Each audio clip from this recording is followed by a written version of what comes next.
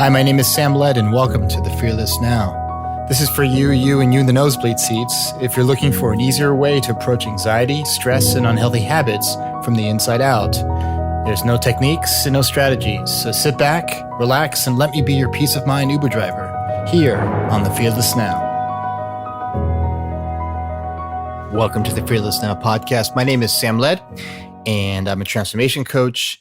And this podcast is made possible by you up there in the nosebleed seats. I'm so grateful to be here, to be of service to all of you, and to share the wisdom of the three principles. And to get started, I just wanted to let all of you know that I'm going to be putting up a Patreon link for this podcast. So if you like what you hear and it has helped you in some way or helped a friend in some way, this has been a way to just find a nice, easygoing, peaceful feeling during your hectic day. You know, that's what this podcast is all about.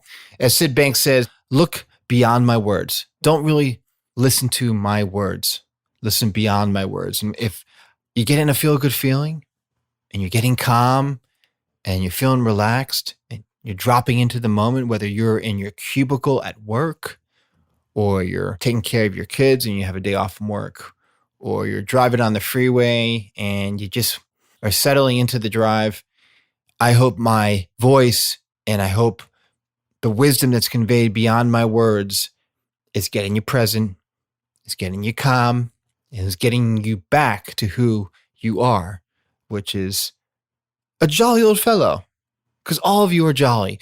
All of you are smart. All of you are capable underneath the contamination we call thinking and thought sometimes when our brain goes sideways and it's spewing out all kinds of error messages in the form of self-criticism and doubt and anxiety and fear. And once we see that's just part of the grand design of our brain, the grand design of the system, and that there's nothing wrong with it, it's just sometimes your brain goes sideways, your thinking goes sideways, then we can easily recover and drop back into that feel-good feeling. So on that topic, episode number 24 is about coming home. It's that moment when we see our inner wisdom at play. And I'm not talking about like figuring out a quadratic equation or like figuring out how to save money on your taxes or finding out where the leak is in your air conditioning and in your car.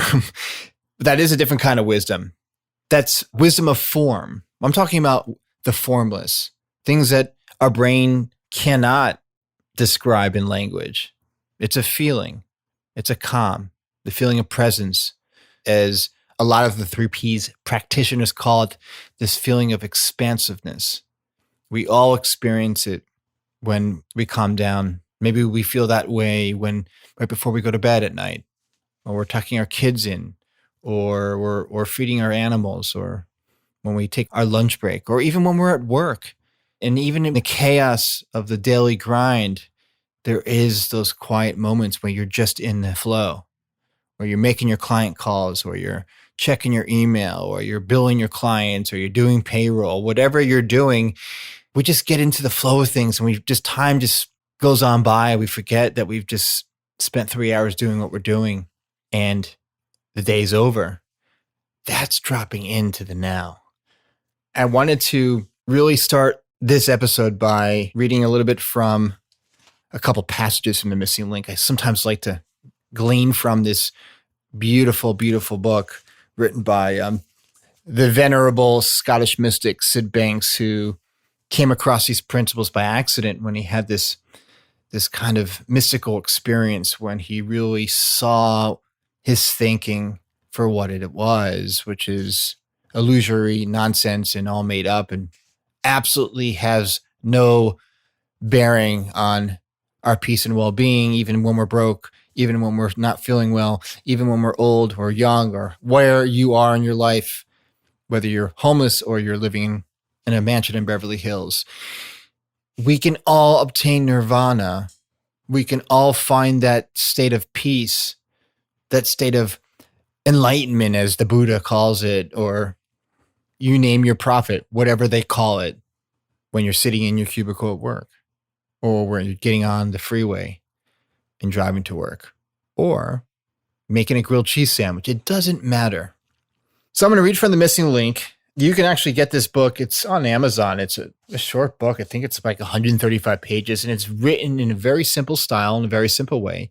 Syd Banks was a very simple man. He had a ninth grade education. He was a welder from British Columbia. And it's not the words that get you, that bring you back home to the present moment. It'll bring you back to that space where your mind is informing all kinds of barriers around your situation, or creating or making things complicated, or overcomplicating things because you're overthinking your thinking, you're caught up in your thinking, and then you're caught up in your fearful thinking, and then you're thinking your fearful thinking, and then I'm making myself anxious just saying these words. The Missing Link, this book, is the ultimate get out of jail free card for your brain when you're caught up in your thinking. And it's not the words. Look beyond the words. Look for that feeling, and then you're halfway home. So here goes. Pure soul and pure consciousness can only temporarily be separated by the erroneous thoughts of humanity, because soul and consciousness are one and the same. Wisdom is divine nourishment for the soul. It is a God-given intelligence before the contamination of form or personal thought. Now, what does that mean to you? I'd like to share a little story about a client that I had a couple years ago who was really struggling with her inner peace. She was an accountant with all kinds of quote unquote physical problems. And I'm not saying she didn't have physical problems. She had chronic pain, and some of these physical issues were real. Chronic pain, fibromyalgia. She had Epstein-Barr, that with all these diagnoses. But she took her diagnoses, the chronic pain, the fibromyalgia, the Epstein-Barr, to the next level. It became her persona. It became part of her identity. She spent all her weekends researching homeopathic and naturopathic remedies, going to doctors and chiropractors and acupuncturists and energy healers, and you name it. It was utterly consuming. She spent $10,000 probably a month on trying to find out what was wrong with her. And now again, there may have been some physical problem, some physiological issues that were causing some of her symptoms. No one's saying that she wasn't ill or she didn't have chronic fatigue. But because she was so caught up in this story about how ill and how sick she was and how uncomfortable she was, it really started to affect her relationships and her job. She went on disability. She started working part-time. Bills weren't being paid. Her home was going to go into foreclosure. Things were starting to unravel for her. And she came in to see me because she wanted me to. I was not her first alt healing practitioner that she went to. She probably went to 20 or 30 others before she came to me. And the way I work is that I just sit with my clients and sit in silence sometimes. And I will work on some acupuncture points using the light therapy device that I use. And we'll have a conversation, and I'll ask a lot of questions. But mostly, what are they looking for? What are they looking to get out of this session? And she started the conversation with how uncomfortable she was, how she had no energy, and how fatigued she felt, and how her diet was off, and how she felt bloated all the time, and how she always had a stiff neck. And for the first 15, 20 minutes of the session, I just listened to her go down the list of symptoms, go down the list of healers and naturopaths and massage therapists that she went to, and to no avail, no one could help her. And I didn't respond to her. After she went through the 20-minute presentation of how ill and how uncomfortable she was feeling, I didn't respond, and she looked at me puzzled. She's like, "Are you going to offer any advice? What am I here for if you're just going to sit there silent?" And I looked at her, I said to her, "When have you ever slowed down? Like literally slowed down to the speed of life?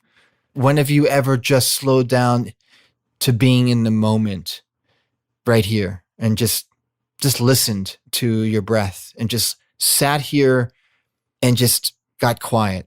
She looked at me puzzled and she says, "What do you mean? I get quiet every time I go to sleep." I take naps sometimes. And I said, no. I said, when was the last time your mind was quiet? Your brain was just in neutral. Your thinking was just no thinking. When was the last time you had nothing to think about and you were just in the moment, sitting in your chair at work or sitting in bed just with no thoughts or just quiet? And it took her about 15 seconds to respond. And she chuckled. She's like, probably been a long time. And then I asked her, I said, so when was the last time you did what you loved? I said, when was the last time you did something that you truly enjoyed to do? When was the last time you did something that maybe you weren't paid for to do, but you had a lot of passion for? When was the last time you did something that you were totally immersed and had a lot of love for what you were doing in the moment? And you were completely immersed in the experience of whatever it was you were doing, and you lost track of time. And all of a sudden, 3 hours went by. She looked at me with a smile on her face. She said, do you mind if I just come in next time and read 4 or 5 pages from my book? And I could see there was a complete change in her face. And I said, well, I'm still going to have to charge you for the session, but be my guest. I would love to hear you read from your book. So the following week she came in, and the first thing we did is sat down, and I just looked at her, and she was so excited about this book. She didn't mention one thing about the pain she was in or how fatigued she was or how uncomfortable she was. And she started reading from autobiography, and she got more engrossed in it. And by the 10th page, and she was only going to read 4 or 5 pages from it, I asked her, I said, do you want to have a session, or do you want to continue reading? I would love to hear more about the book. She's like, do you mind if I continue reading a little bit? And I said, sure. She sat there and she took the book out and she put her reading glasses on again. And she got really comfortable, and she read another 10, 12 pages, and she got so immersed in it, and she was so excited about it. It was like she didn't have chronic fatigue syndrome. She didn't have all these aches and pains. She didn't have all these somatic complaints. It was like she was like born again. And once she stopped reading, she closed the book and looked at me smiling. She said, God, it felt so good to just read from my book. Maybe you don't even like what you're hearing right now, Sam, but I just liked reading from the book. And I said to her, you know why? Because at that moment, you were living life totally immersed in the love of reading and the love of your book. And that's a pure power. Because when you wrote that book, you were doing something that you loved. Your soul was calling out. It was craving that kind of soul sustenance. And you were seeing something while you were reading pages from your book that you haven't seen in a long time. It's pointing you in the direction of self-love, but more importantly, there's a lot of wisdom there that you get really quiet when you're really doing things that you really love doing. You still can get quiet when you're working in your office and getting paid to do accounting, but when you're doing stuff that you really love, something that's feeding your soul, something beautiful that happens, you drop out of all the sped up and constricted thinking about how much pain you're in. And maybe you still have aches and pains, but they weren't so overwhelming in that moment. They weren't so pervasive in that moment. You were living life totally immersed in love and loving what you were doing. Now, you still can take that feeling, that feel-good feeling for just reading from your book and applying that to all areas of your life. Because what happens is that when we do things just for the sake of doing them, even if we don't necessarily love them, with gratitude, we stop focusing on all the things that are going wrong with us in our life. And we focus on all the things that we're grateful for this life. Because our soul's calling is gratitude for life in this moment. Our soul's calling is being really appreciative of this moment right now you're listening to my voice. And when we can master that without having to master that, because that's what comes natural to every single human being out there, because your default state, your essential nature, your true north is gratitude. and appreciation and love and well-being and peace. And when my client really saw that, not in the chaotic, loud voice of her brain telling her that she's got all these problems, that she needs to fix them, and that if she doesn't do something soon, it's going to turn into cancer, it's going to turn into heart condition, or it's going to kill her. She settled back into what she knew best, what we all know best, which is getting calm and seeing beyond the veneer and illusion of our thinking when it's gone south. That we don't have to believe the story about how bad our situation is or how much pain we're in or how bad our health is. That doesn't mean that we could make improvements in our health. It doesn't mean we don't have chronic pain. And that doesn't mean that we don't feel uncomfortable sometimes and feel sick sometimes and feel like we can't get out of bed some days. We have those days. We all have those days. But the more we pivot towards hope, the more we pivot towards being grateful for the moment of every moment in our life, every minute in our life, from when we wake in the morning till we go to bed at night, the less the yucky stuff overpowers us. The yucky stuff being chronic pain and feeling overwhelmed and feeling out of control. That kind of melts into the background. I hope you've enjoyed this podcast. It's an honor to be here for all of you. I hope that you're looking beyond my words and you're just getting a feel-good feeling. For those of you that want to support this podcast in a different way, besides, of course, commenting and liking and subscribing it, I'm going to put a Patreon link where your financial support will help with paying for the cost to keep this podcast going. It's not free. I have to pay someone to professionally mix it and edit it. I also want to get another microphone and some better equipment because I'm going to start having guests on the show.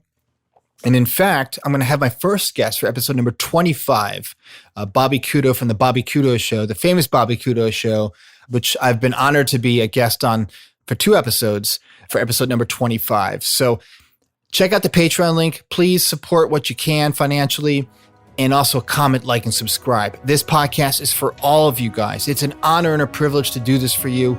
This is my favorite thing to do in the world. Thank you for listening to The Fearless Now. Stay tuned for episode number 25 and have a great week, everybody.